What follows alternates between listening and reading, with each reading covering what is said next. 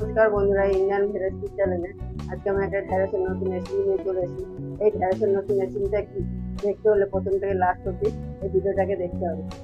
খুব বেশি টাইম লাগবে না, মাত্র আমি 10 মিনিটের মধ্যে এই রেসিপিটা তৈরি করে দেবো। আর যেসব বন্ধুরা ঢ্যাঁড়স একদম পছন্দ করে না সেইসব বন্ধুরা আঙুল চেটে উঠে খাবে। আর রুটি, লুচি, পরোটা, গরম ভাত সব কিছুর সাথেই খেতে পারবে। চলুন বেশি কথা না বলে চটপট করে রেসিপিটা দেখে নিই।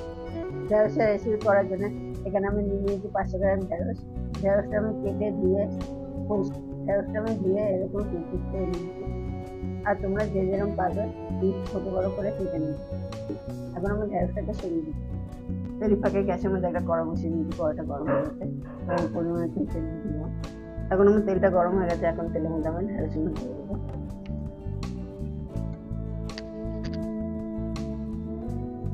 ঢ্যাঁড়সগুলোকে দিয়ে আমি তেলের সাথে ভালো করে নাড়িয়ে নেবো। আমি তেলের সাথে খুব ভালো করে ঢ্যাঁড়সগুলো মিশিয়ে নিয়েছি। এখন আমি ঢ্যাঁড়সটাকে 2 থেকে 3 মিনিট এভাবেই ভেজে নেব। এই সময় গ্যাসের আঁচটা তবে মিডিয়াম আঁচে রাখবো। প্রায় 2 থেকে 3 মিনিট পরে ঢ্যাঁড়সটা আমার ভাজা হয়ে গেছে। আমি এখানে কোনো প্রকারের নুন ব্যবহার করিনি। এখন আমি ঢ্যাঁড়সগুলোকে তুলে নেব। ঢ্যাঁড়সগুলো তুলে নেওয়ার পরে এখন কড়াই যে তেলটা আছে তেলটা মধ্যে দিব আমি হাফ চামচ সরষে। আমি কালো সরষে দিয়ে কয়েক সেকেন্ড ধরে নাড়িয়ে দিয়ে দেবো। সরষেটা এখন আমার ভালো হয়ে গেছে। এখন দিয়ে দেবো আমি একটা মিডিয়াম সাইজের পেঁয়াজ কুচি। পেঁয়াজটাকে দিয়ে আমি 2 মিনিট ধরে নাড়িয়ে ভেজে নেব। পেঁয়াজটাকে দিয়ে আমি 2 মিনিট ধরে ভালো করে নাড়িয়ে ভেজে নেব। আমি একটু হালকা করেই ভেজেছি। এখন আমি দিয়ে দেবো একটা মিডিয়াম সাইজের টমেটো কুচি। টমেটো কুচিটাকে দিয়ে আমি 1 মিনিট ধরে একটু নাড়িয়ে ভেজে নেব। এতে কি হবে, টমেটোটা আগে থেকে অনেকটা নরম হয়ে যাবে। টমেটোর কুচিটাকে দিয়ে আমি 1 মিনিট ধরে ভালো করে ভেজে নিয়েছি। টমেটোটা আগে থেকে অনেকটা নরম হয়ে যাবে। এখন আমি দিয়ে দেবো 2 চামচ পরিমাণে কালো সরষে বাটা। আর দিয়ে দেবো আমি 2 চামচ পরিমাণে সাদা সরষে। এখন আমি দিয়ে দেবো সরষে বাটি দেওয়া জল একটু। উপর থেকে দিয়ে দেবো আমি 5টা কাঁচা লঙ্কা চেরা করে। আর দিয়ে দেবো বেশ কিছু মশলা। প্রথমেই দিয়ে দেবো হাফ চামচ জিরের গুঁড়ো। তারপর দিয়ে দেবো সামান্য পরিমাণে গোলমরিচের গুঁড়ো। গোলমরিচের গুঁড়ো দিলে টেস্টটা আর ঝাঁসটা দুটোই বাড়ে। দিয়ে দেবো সামান্য একটু হলুদের গুঁড়ো। আর দিয়ে দেবো সবশেষে নুন পরিমাণ মতো। যেহেতু ঢ্যাঁড়স ভাজায় নুন দিইনি, এই সময় মশলার সাথে নুনটা দিলাম। দিয়ে আমি ভালো করে নাড়িয়ে কষিয়ে নেবো মশলাটাকে। বেশ মিডিয়াম আঁচে রেখে 4 থেকে 5 মিনিট এভাবেই আমি কষিয়ে নেবো নাড়াচাড়া করে। এবার 4 থেকে 5 মিনিট পরে দেখতে পাচ্ছি মশলাটা ভালো করে কষিয়ে নিয়েছি। দেখো মশলাটা কিন্তু অনেকটাই শুকিয়ে গেছে।